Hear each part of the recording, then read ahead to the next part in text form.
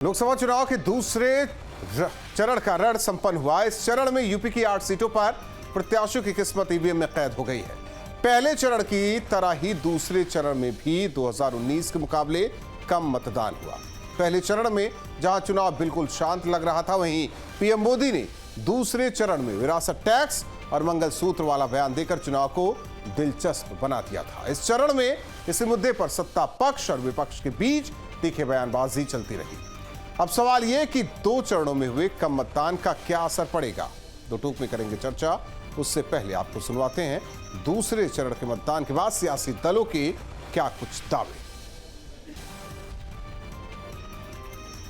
और भारतीय जनता पार्टी की लहर चल रही है सभी जगह, सभी जनपदों में, सभी लोकसभा सीटों पर इसी प्रकार की चर्चा आम जनता के बीच में है।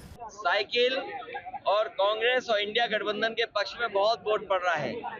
जिस तरीके से पहले चरण में वोट पड़ा था, उससे बेहतर लोग इस बार डाल रहे हैं।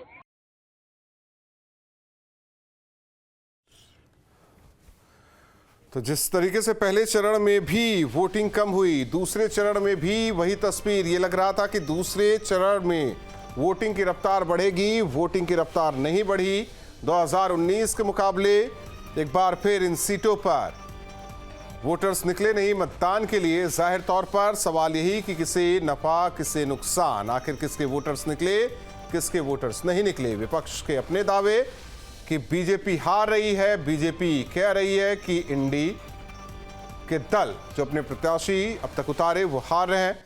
ऐसे में न्यूज स्टेट के बड़े सवाल, जनता वोटिंग से दूर किसको कर रही है मजबूर, मतदान हो रहा कम, किसका पतन किसका परचम, गारंटी से मंगलसूत्र तक ध्रुवीकरण तुष्टीकरण की दस्तक, दूसरे चरण में विरासत टैक्स छाया, किसका गणित गड़बड़ाया, चुनाव में विकास मुद्दों से दूरी, वोट बैंक की मजबूरी। इन्हीं सवालों के साथ मेहमानों से चर्चा। और हमारे साथ मेहमान जुड़े हैं, सबसे पहले परिचय करवा दें।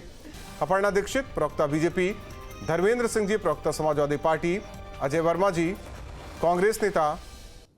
आप तीनों मेहमानों का स्वागत है। साथ ही साथ हिमांशु शर्मा, संवाददाता गाजियाबाद से हमारे साथ जुड़े हैं। सबसे पहले हिमांशु का रुख करते हैं, इसके बाद अपने मेहमानों से बातचीत चर्चा। हिमांशु, जो आपने भेजे आंकड़े कि कहां किस विधानसभा क्षेत्र में कितने प्रतिशत मतदान, अगर कहे शहरी इलाकों में कम हुआ है, वहीं ग्रामीण इलाकों की बात करें तो ज्यादा मतदान। आप दिन भर रहे, बूथ दर बूथ, विधानसभा दर विधानसभा घूमे, आप किस तरीके से आज पूरे दिन को विश्लेषण करते हैं इस वोटिंग को लेकर, क्योंकि 19 में जो प्रतिशत रहा वो 24 में नजर नहीं आया।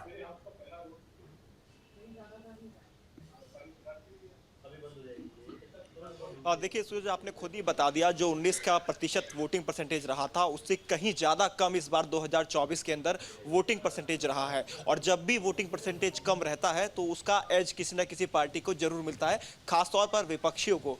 बीजेपी को कहीं ना कहीं इसमें नुकसान मिलता हुआ दिखाई दे रहा है, जो अब तक की तस्वीर निकलकर सामने आ रही है। अगर हम खास तौर पर गाजियाबाद की ही बात कर लें, गौतम बुद्ध नगर की बात कर लें, तो गाजियाबाद का 2019 का आंकड़ा मैं आपको बता दूं, 55.89% मतदान गाजियाबाद के अंदर हुआ था। और वहीं 6 बजे तक का जो मतदान प्रतिशत अब गाजियाबाद का निकलकर सामने आया है वो महज 49.80 यानी 50% भी मतदान प्रतिशत नहीं हो पाया है। और पिछले के मुकाबले 2019 के मुकाबले 6% मतदान पहले से भी ज्यादा कम हुआ है। विधानसभा वाइज भी अगर हम इसको बांट देते हैं तो जो शहरी क्षेत्र है वहां पर वोटिंग कम पड़ी है। यानी कि हम मान सकते हैं, जिस तरह से शुरुआत में ये माना भी जा रहा था कि शुक्रवार का दिन पड़ेगा, सैटरडे छुट्टी रहेगी, संडे छुट्टी रहेगी, तो जो शहरी वोटर है, जो पोर्च इलाके में रहने वाले लोग हैं, वो इसको वैकेशन के रूप में ले सकते हैं। और इसी वजह से जो शहरी एरिया है गाजियाबाद का, वहां पर वोटिंग परसेंटेज कम रहा है। वहीं अगर हम ग्रामीण देहात इलाकों में चले जाएं, चाहे वो गाजियाबाद का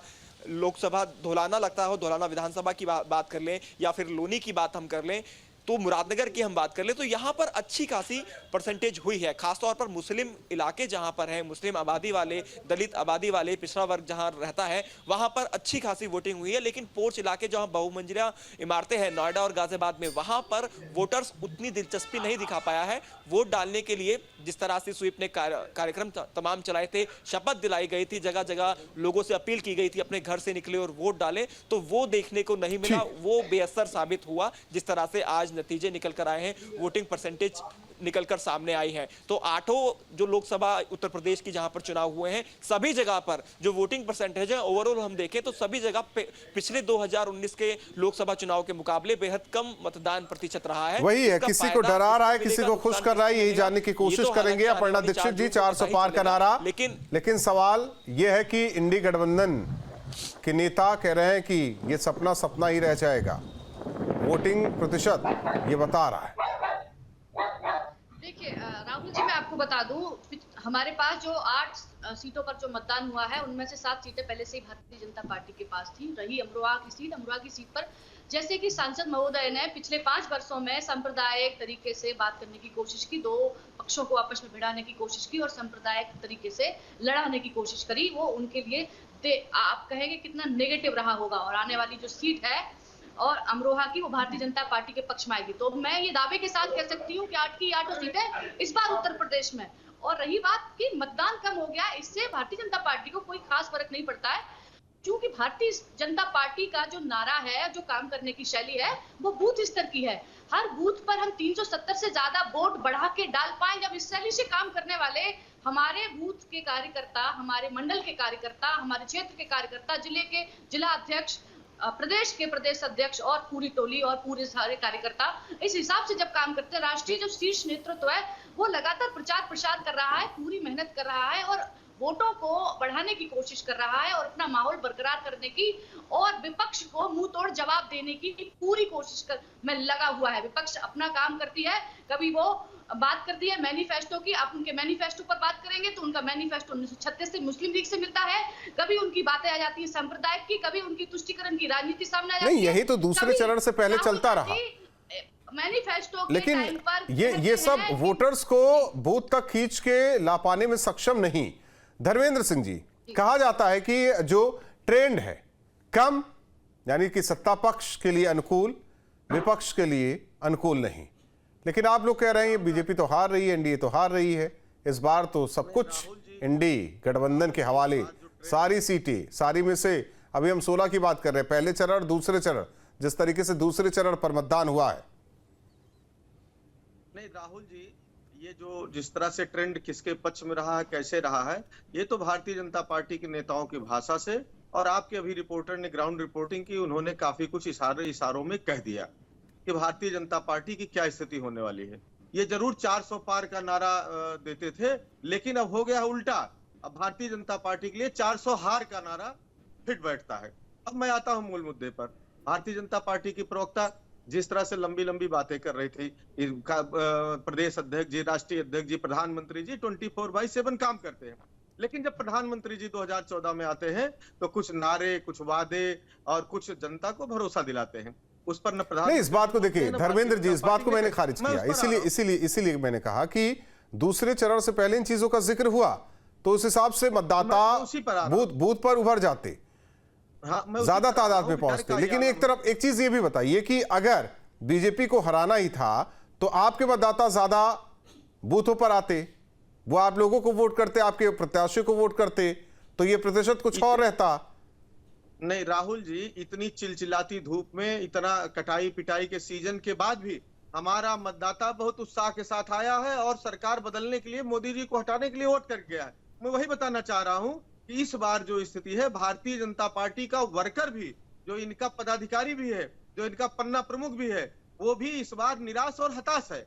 वो बूथ लाइन में लग करके वोट देने नहीं जाना चाहता है, और या अगर पार्टी के नाते कोई गया भी है तो वो उसका कोई इंटरेस्ट अपने वोटरों को, अपने परिवार के वोटरों को, गांव वोटरों को निकालने में नहीं है। अब मैं आता हूं प्रधानमंत्री जी की बातों पर। देखिए, प्रधानमंत्री जी ने बहुत हवा बना रखी थी, डर का आलम उसके बाद भी था कि तमाम भ्रष्टाचार का आरोप लगाने के बाद पूरे देश में, मैं नाम गिनाऊं चूंकि समय आपका बहुत जाएगा, महाराष्ट्र से लेकर बिहार से लेकर के पंजाब तक तमाम भ्रष्टाचारियों जिन पर वो आरोप लगाते थे, इन पे ये इतने घोटाला इन्होंने किया है, अभी जेल जाएंगे। ये चर्चा में कई बार ये चीजें हो चुकी है। अजय जी, भारतीय जनता पार्टी में ले आए। अजय जी, मोदी जी नारा देते थे। अजय जी, इन गंगा 8 जी, सीटों में एक गंगा सीट मैया ने- अमरोहा, जहां से 30 आपके सेकंड, प्रत्याशी। राहुल जी 30 सेकंड में अपनी बात पूरी करूंगा। कि नारा देते थे कि गंगा मैया मैं आ रहा हूं, अब गंगा धर्मेंद्र जी, बहुत बातें हो गई, आज की बातें कर लेते हैं। जी अजय जी, एक सीट, ठीक है, एक सीट अमरोहा। ट्रेंड साफ है। सवाल इस बात को लेकर है, सफाया है। ज्यादा वोट तो पड़े, लेकिन क्या समाजवादी पार्टी के जो वोटर्स हैं वो कांग्रेस के प्रत्याशी को वोट कर गए हैं, या जहां समाजवादी पार्टी के प्रत्याशी वहां कांग्रेस के वोटर्स अपने मताधिकार का इस्तेमाल कर गए? राहुल जी, आप क्वेश्चन मार्क लगा के करते रहिए। अभी आप युवा तो मेरा सवाल ही है क्वेश्चन मार्क वाला, मैं तो प्रश्नवाचक चिन्ह तो लगाता ही हूँ, सवाल तो करता ही हूँ। आपकी मोहब्बत है एंड इंडिया गठबंधन के प्रति कि आप ऐसे सवाल उनसे ही पूछते थे। मोहब्बत हमें कबूल है। अभी आप हमारे युवा साथी जो है, जो गाजियाबाद में थे, आप राहुल जी इनको सुन रहे थे, उन्होंने बिल्कुल सही एनालिसिस दिया। मैंने भी आज इन्हें कई लोकसभा के जो हमारे बूथ थे गाजियाबाद में, कई जगह देखा, बड़ी मजबूती से आपके ये संवाददाता धूप में चिलचिलाती धूप में लग के जनता के बीच काम कर रहे थे, कभी इसका इंटरव्यू कभी इसका इंटरव्यू। तो इनकी जो असलियत सामने आई है कि भाई आखिर क्या है, इन्होंने पूरी बता दी। अब मैं थोड़ा, आपने शुरू में कहा कि साहब इस इलेक्शन में मंगलसूत्र की बात आई, फिर प्रधानमंत्री जी ने विरासत टैक्स की बात करी, तो ये झूठ का ठेका सारा देश के संवैधानिक पद पे बैठे हुए इतने बड़े लोग जब बोलते हैं। देखिए 19 के बजट में, मैं आपको मेरा कैमरा मेरे इस पे दिखा दें तो ये एक टीवी पर कहा, नहीं आप बता दीजिए।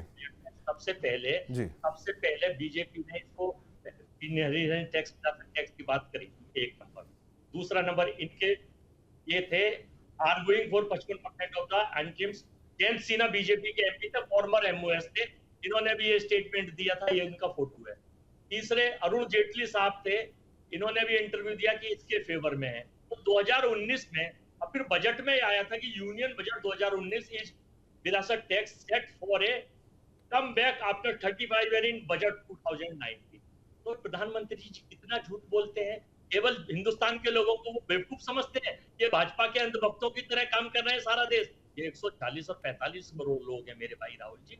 मित्र मीडिया चलो ठीक है, उसकी मजबूरी है, नहीं बंद हो जाएंगे चैनल, वो उनकी भाषा बोलते रहे, लेकिन जब आप अपनी बातों को दूसरे के मुंह में झूठ बोल के बोलेंगे तो जनता ने ये नकार दिया है। ये 8 सीटों में ये तो कह रही है भाई, ये 16 भी कह सकती है, इनके पास तो झूठ में मिटा रहा है। तेज बोलो, रोज बोलो, सुबह बोलो, शाम बोलो, जोर से बोलो। इस 8 सीटों में ये 6 सीट हार रहे हैं, और आपको बहुत तो मैं स्टेट वाइज। अच्छा ठीक है, 2 कौन सा जीत रहे हैं वो भी बता दीजिए। एक तो ये ममाली मथुरा जीत रहे हैं केवल। चलो आपने माना तो सही कि हम 2 सीट जीत रहे हैं। नहीं अभी रुकिए, हाँ ठीक है, सुन लेते हैं अजय जी। हाँ, दूसरी कौन सी? हाँ दूसरी भी बता रहा हूँ चरण के चुनाव। एक मिनट तथ्यों की बात करते हैं हम, तथ्यों की बात। हाँ दूसरी कौन सी? मैं दूसरी भी बता रहा हूँ। एक तो ये जीत रहे हैं, देखिए अलीगढ़ सपा जीत रही है, अमरोहा इंडियन नेशनल कांग्रेस जीत रही है। बीजेपी को बता दीजिए, बाकी तो गठबंधन जीती रही है।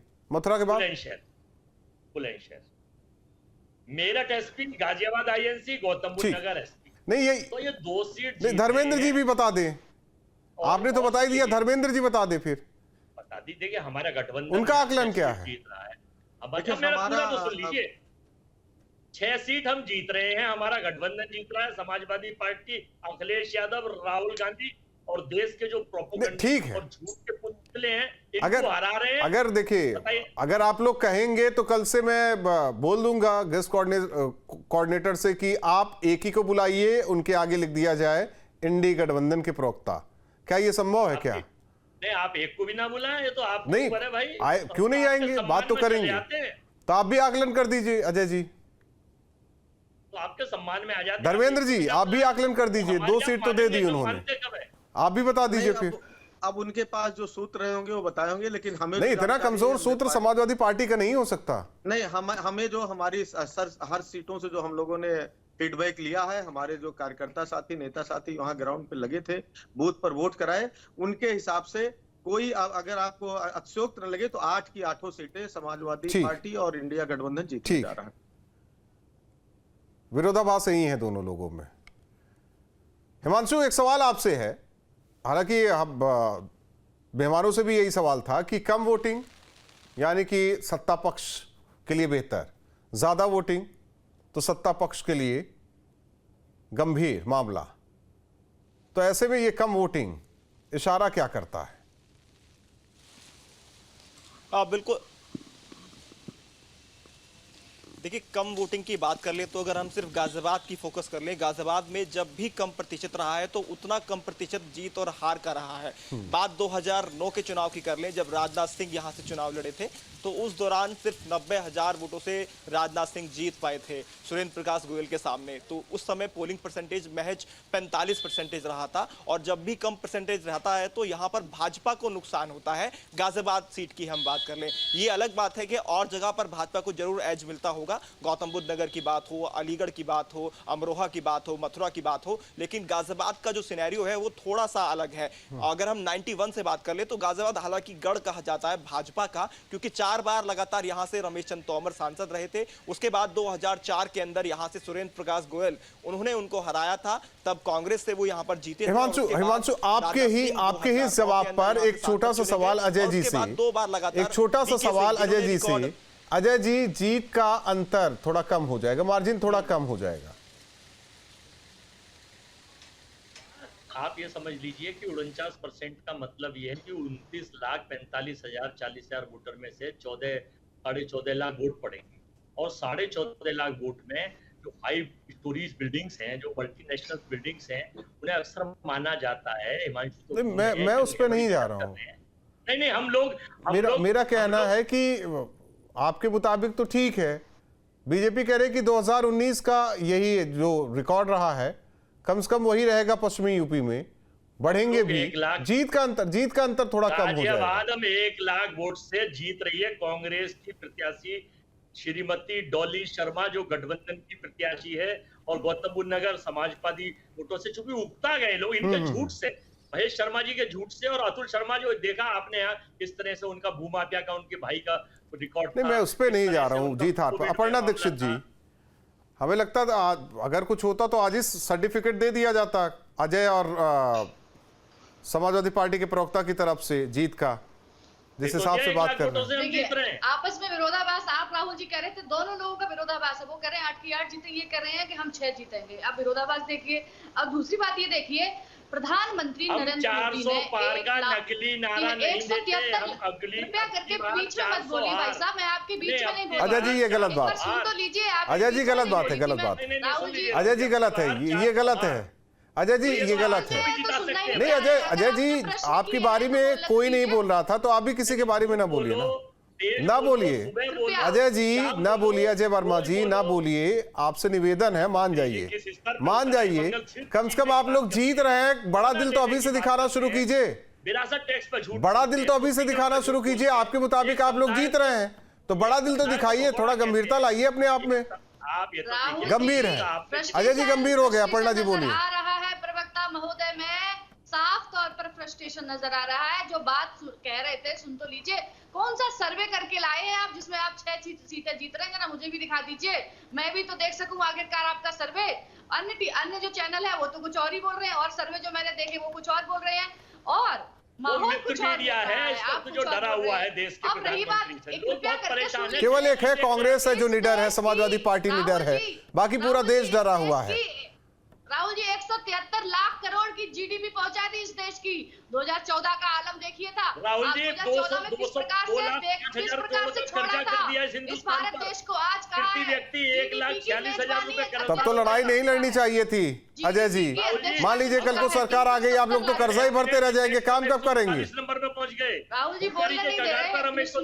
10 second Rahul ji, freedom of speech खत्म हो गई, लोग कुछ बोल नहीं सकते। अजय जी बोलने देंगे? डीजीपी, अरे सुनिए भाई साहब, सुन लीजिए। आप अगर बोल रहे हैं तो मैं केवल नकली आंकड़े, झूठे आंकड़े, आईटी सेल के आंकड़े, 370 सीएए, ऐसे कितने मुद्दे गिना दूं? रोजगार, महिलाओं का सशक्तिकरण, महिलाओं का सशक्तिकरण, रोजगार, ऐसे कितने मुद्दे जो मैं आपको गिना दूं? आप जीडीपी पे देख लीजिए, आप क्या बात कर रहे हैं? इस देश में जितना विकास, अगर देखिए जो अजय जी आप स्थिति बता रहे हैं उस हिसाब से तो आज वोटिंग प्रतिशत कुछ और होना चाहिए था, है ना? धर्मेंद्र सिंह जी, धर्मेंद्र सिंह जी, जीडीपी तो हाँ आपके वोटर समझते हैं जो गरीब हैं। नहीं राहुल जी हम ज्योतिषी नहीं है। 4 जून जब काउंटिंग होगी तो पता चल जाएगा। एक एहसास नहीं तो अजय जी ज्योतिषी थोड़ी है। अजय जी ज्योतिषी नहीं है, हालांकि उनका आकलन था। भारतीय जनता पार्टी की प्रवक्ता हमारी बहन अपर्णा दीक्षित जी ने बड़ी अच्छी बात उठाई, जीडीपी की बात उठाई, महंगाई की बात उठाई, भ्रष्टाचार की बात कहा, आधी आबादी की बात की। मैं इनको बता दूं भारतीय जनता पार्टी के साथी को कि जो जीडीपी की बात करते हैं बहुत जोर जोर से, ये नहीं बताते हैं कि 2005 से 2009 के बीच जीडीपी की ग्रोथ रेट 14.6% थी, जो आदरणीय मोदी जी के 56 इंची सीने के नेतृत्व में 20 से 24 की में केवल 9.7। ठीक है, महंगाई की बात कर रहे थे। एक मिनट धर्मेंद्र जी। दूसरी बात, धर्मेंद्र जुड़े तमाम डाटा। धर्मेंद्र जी, हिमांशु देखिए, राहुल जी मैंने एक भी प्रश्न का इनका पूरा उत्तर नहीं दे पाया। जाने दीजिए ना, वो तो जीत रहे हैं, मान के बैठे हुए 2 सीट भी दे दिए। हिमांशु एक सवाल आपसे है, आप जब मतदाताओं को टटोल रहे थे तो क्या महंगाई मुद्दा था उनके मन में?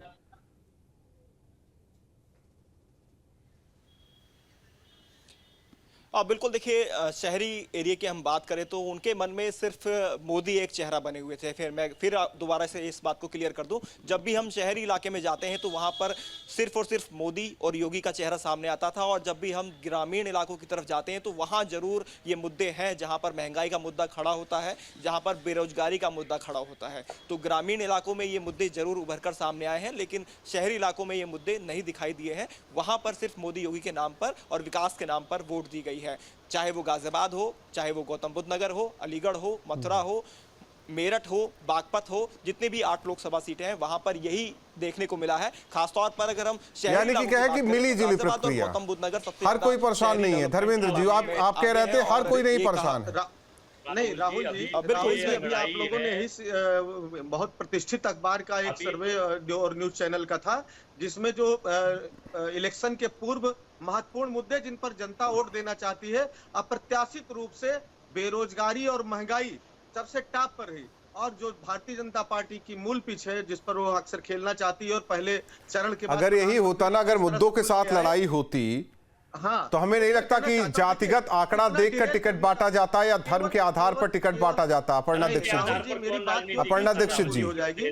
देखिए डर, राहुल जी मैं आपको बता दूं, भारतीय जनता पार्टी इकलौती ऐसी पार्टी है जो कभी किसी भी जाति में और उसमें भेदभाव नहीं करती है। अगर संप्रदाय की बात करते हैं तो हम वहां से चर्चा नहीं करते हैं। सब एक समान है भारतीय जनता पार्टी के लिए, पूरा भारत देश के लिए काम करते हैं। प्रधानमंत्री जी को अपने समझा देती जो नेता है।